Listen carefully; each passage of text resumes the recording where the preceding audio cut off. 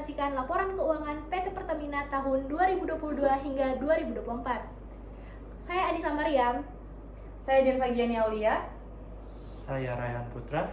Saya Audia Nurul Fauzia. Saya Raisa Dwi Aulia Putri. Dan gambaran mengenai PT Pertamina, perusahaan energi terbesar yang memegang peran vital dalam menjaga ketahanan energi di Indonesia. Presentasi ini akan merangkum sejarah, arah strategis, struktur bisnis, serta ruang lingkup analisis keuangan yang akan kami lakukan untuk periode 2022 hingga 2024. Nah, untuk selanjutnya kita akan membahas company background. Nah, yang pertama, Pertamina lahir pada tahun 1957 dan berkembang melalui merger besar pada tahun 1668. Pada 2003, transformasi sebagai PT Pertamina Persero menandai langkah awal baru menuju perusahaan energi modern yang bersifat komersial sekaligus menjalankan fungsi pelayanan publik.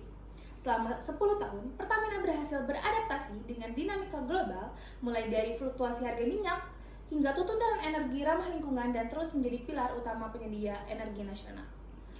Untuk strategic direction-nya, Pertamina menerapkan rencana jangka panjang dengan fokus di tahun 2025 sampai 2029 dengan fokus pada penguatan inti bisnis dan pengembangan energi rendah karbon. Selanjutnya, pada organizational strength, Pertamina membangun ekosistem energi yang terintegrasi dan melalui 6 subholding, mencakup eksplorasi dan produksi, pengolahan bisnis dan petrokimia, perdagangan dan distribusi, gas dan LNG, selanjutnya ada energi terbarukan, dan logistik maritim. Selanjutnya pada bidang ESG dan National Contribution. Pertamina mengintegrasikan prinsip ESG dalam setiap aktivitas, mulai dari pengurangan emisi, pemberdayaan masyarakat, hingga tata kelola perusahaan yang transparan. Selain itu, Pertamina juga memberikan kontribusi besar pada negara melalui pajak, dividen, PNB, serta pembangunan infrastruktur energi di seluruh Indonesia. Dengan demikian, perannya lebih sekedar dari perusahaan, melainkan bagian dari fondasi pembangunan nasional.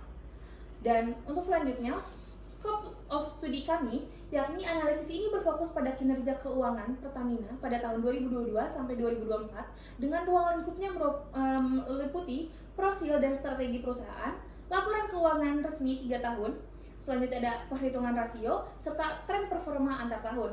Selanjutnya, tujuan utama penelitian ini adalah menilai kekuatan serta kelemahan finansial Pertamina, memahami tren pertumbuhan perusahaan, serta memberikan gambaran jelas mengenai daya tarik Pertamina sebagai peluang investasi. Selanjutnya, data yang kami gunakan ini berasal dari laporan keuangan auditan pada tahun 2022 sampai 2024 dan analisis ini dilakukan melalui perhitungan rasio, perbandingan antar tahun, dan interpretasi kuantitatif deskriptif sehingga hasilnya akurat dan mudah dipahami. Melalui rangkuman ini dapat kita lihat bahwa Pertamina memiliki landasan kuat, arah yang jelas, dan posisi strategis dalam industri energi nasional. Pada bab selanjutnya, kami akan menyajikan analisis keuangan yang memberikan gambaran yang lebih dalam mengenai performa Pertamina dalam 3 tahun terakhir. Pada bagian ini, kami akan menjelaskan kondisi likuiditas PT perusahaan Pertamina selama periode 2022 hingga 2024. Nah, yang pertama itu ada current ratio. Kalau kita lihat dari visual grafiknya itu naik. Current ratio Pertamina menunjukkan tren peningkatan yang konsisten dari tahun ke tahun. Di tahun 2022, rasio berada pada angka 1,78, meningkat menjadi 2,04 pada tahun 2023 dan mencapai 2,27 di tahun 2024. Kenaikan ini menunjukkan bahwa aset lancar perusahaan semakin mampu menutupi kewajiban lancarnya, memberikan sinyal keamanan tambahan pada investor. Terus yang kedua, aset rasio. Pada aset rasio ini mengukur kemampuan perusahaan melunasi kewajiban tanpa mengandalkan persediaan, juga memperlihatkan perkembangan positif. Rasio meningkat dari 1,34 di tahun 2022 menjadi 1,57 di tahun 2023 dan menjadi 1,81 pada 2024. Hal ini menunjukkan likuiditas yang kuat dan efisiensi dalam pengolahan aset cepat. Yang ketiga, average collection period. Rata-rata waktu penagihan piutang berada kisaran 19 hingga 20 hari per tahun. Periode yang stabil ini menunjukkan kemampuan perusahaan menjaga arus kas masuk secara konsisten dari piutang usaha, yang dimana pada tahun 2022 19,5 meningkat ke tahun 2023 2,02 dan meningkat di tahun 2024 meningkat jadi 20,03. Selanjutnya, account receivable turnover.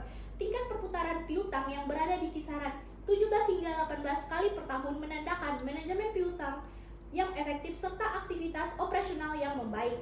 Terus yang kelima itu ada inventory turnover.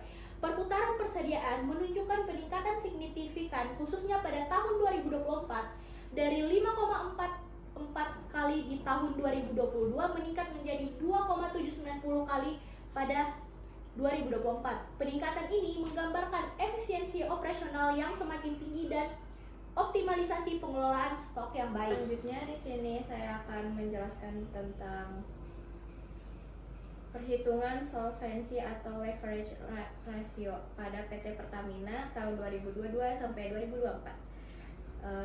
Debt to rasionya yang pertama ini ada rasio yang melihat seberapa besar aset perusahaan dibiayai oleh utang. Tahun 2022 hasilnya 0,58 atau 58%.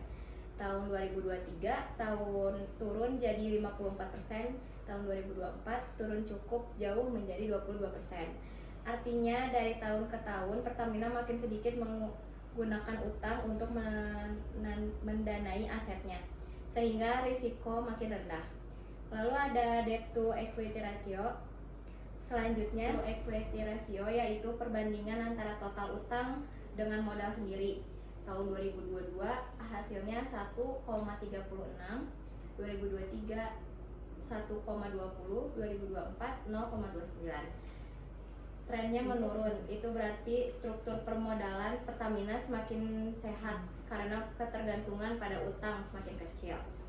Lalu ada long term debt to equity ratio, yaitu utang jangka panjang yang dibandingkan dengan ekuitas. Tahun 2022 hasilnya adalah 0,79, tahun 2023 hasilnya 0,74, tahun 2024 hasilnya 0,25. Pola penurunannya konsisten, menandakan bahwa komposisi utang jangka panjang terus berkurang dan perusahaan semakin kuat dari sisi modal tersendiri. Lalu ada equity ratio, yaitu seberapa besar aset dibiayai oleh ekuitas. Pada tahun 2022 sebesar 42%, tahun 2023 46%, 2024 78%. Ini kebalikan dari rasio utang tadi pada 2024. Hampir 80% aset sudah didanai oleh ekuitas. Ini menunjukkan kemandirian finansial yang makin kuat. Lalu ada long term debt to capitalization, yaitu pada tahun 2022 ada 44%, 2023 43%, 2024 20%. Rasionya juga menurun jauh, yang artinya kontribusi utang jangka panjang terhadap struktur modal semakin kecil. Baik, selanjutnya kami akan menjelaskan bagian profitability ratio, yaitu rasio yang menggambarkan kemampuan PT Pertamina dalam menghasilkan laba selama periode 2022 hingga 2024. Pertama itu ada gross profit margin atau GPM, dihitung dengan rumus laba kotor dibagi penjualan lalu dikalikan 100%. Rasio ini menunjukkan seberapa besar laba kotor yang diperoleh dari setiap tahunnya. Bisa dilihat pada tahun 2020 GPM berada di angka 0,15%, lalu pada 2023 meningkat menjadi 0,16%, namun pada 2024 menurun menjadi 0,13%. Yang kedua ada operating profit margin atau OPM. Operating profit margin dihitung dengan operating profit atau EBIT dibagi penjualan dikalikan 100%. Rasio ini menggambarkan kemampuan perusahaan menghasilkan laba dari operasi inti. Bisa dilihat pada tahun 2022 OPM berada di angka 0,8%, lalu pada 2023 naik menjadi 0,10%, namun pada 2024 turun menjadi 0,7%. Yang ketiga ada net profit margin. NPM ini dihitung dengan rumus laba bersih dibagi penjualan lalu dikalikan 100%. Rasio ini menunjukkan seberapa besar laba bersih yang tersisa dari total penjualan. Bisa dilihat pada tahun 2022, NPM berada di angka 0,4%, lalu pada tahun 2023 naik menjadi 0,5%, lalu pada 2024 turun menjadi 0,4%. Yang keempat ada return on asset. ROA ini dihitung dengan laba bersih dibagi total aset, lalu dikalikan 100%. Rasio ini mengukur seberapa efektif aset perusahaan menghasilkan laba. Bisa dilihat pada tahun 2022 ROA berada di angka 0,4%, lalu di 2023 tetap stabil di angka 0,4%, dan pada tahun 2024 turun menjadi 0,3%. Yang terakhir ada return on equity. ROE ini dihitung dengan rumus laba bersih dibagi total ekuitas lalu dikalikan 100%. Rasio ini menunjukkan tingkat pengembalian bagi pemegang saham.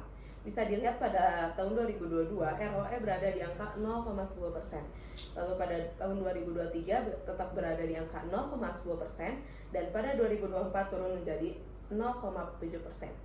Jadi, secara keseluruhan, rasio profitabilitas menunjukkan bahwa kinerja Pertamina sempat membaik pada 2023, namun menurun di 2024 akibat tekanan pada biaya, margin, dan efektivitas pengelolaan aset. Hal ini perlu menjadi perhatian karena profitabilitas sangat berpengaruh terhadap kesehatan jangka panjang perusahaan. Terima kasih. Selanjutnya saya akan menjelaskan bagian dari analisisnya. Yang pertama itu dari sisi likuiditas, perusahaan menunjukkan kondisi yang sangat baik. Current ratio dan quick ratio meningkat setiap tahun. Artinya perusahaan selalu punya aset lancar yang jauh lebih besar daripada kewajiban jangka pendeknya. Perputaran piutang dan persediaan juga berjalan lancar, menunjukkan arus kas operasional yang sehat. Secara keseluruhan, perusahaan tidak memiliki masalah dalam memenuhi kewajiban jangka pendek. Yang kedua ada dari sisi solvabilitas, kondisi perusahaan terus membaik. Rasio utang terhadap aset dan ekuitas menurun dari tahun ke tahun. Ini berarti perusahaan mengurangi ketergantungan pada utang dan memperkuat pendanaan dari modal sendiri. Dengan ekuitas yang sangat semakin besar dan beban utang yang semakin kecil, resiko keuangan perusahaan juga menurun, membuat struktur modal lebih aman dan stabil.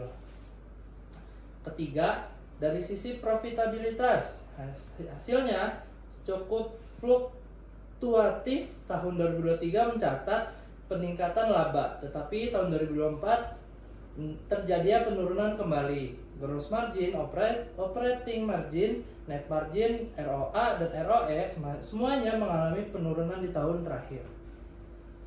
Ini menunjukkan bahwa perusahaan mulai menghadapi tekanan dan menghasilkan laba baik karena kenaikan biaya maupun margin yang menurun. Jadi, secara keseluruhan, perusahaan memiliki fondasi keuangan yang sangat kuat dari sisi likuiditas dan solvabilitas, aset lancar aman, utang berkurang, dan modal sendiri meningkat. Namun, perusahaan perlu memperhatikan penurunan profitabilitas di tahun 2024. Yang harus fokus ditingkatkan adalah efisiensi biaya, optimalisasi aset, dan peningkatan kinerja operasional agar tidak terjadi penurunan margin dapat diperbaiki ke depannya. Sekian dari kami. Wassalamualaikum warahmatullahi wabarakatuh. Dadah Ibu. Dadah Ibu. Dadah Ibu, makasih Ibu. Ibu.